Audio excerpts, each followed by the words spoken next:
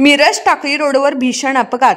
अपघातात 4 जण जखमी तर एक लहान मुलगीचा मृत्यू. मिरज टाकळी रोडवर भीषण अपघात झाला. 2 दुचाकी वाहनांची समोरासमोर धडक होऊन या अपघातात 5 जण जखमी झाले. त्यापैकी एका लहान मुलगी गंभीर जखमी झाली. उपचारादरम्यान 12 वर्षीय अनुष्का परशुराम म्हेत्रे हिचा मृत्यू झाला.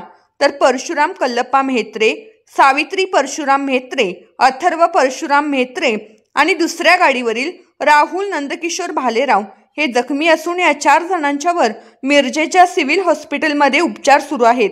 या अपघातामुळे परिसरात खळबळ उडाली असून काही काळ वाहतूक विस्कळीत झाली होती. दोन्ही दुचाकींचा वेग जास्त होता अशी प्राथमिक माहिती आहे.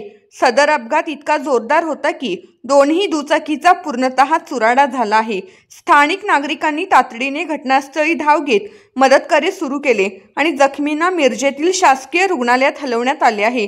दुसऱ्या गाडीवरील राहुल भालेराव याने मद्यप्राशन केला होता अशी प्राथमिक माहिती आहे.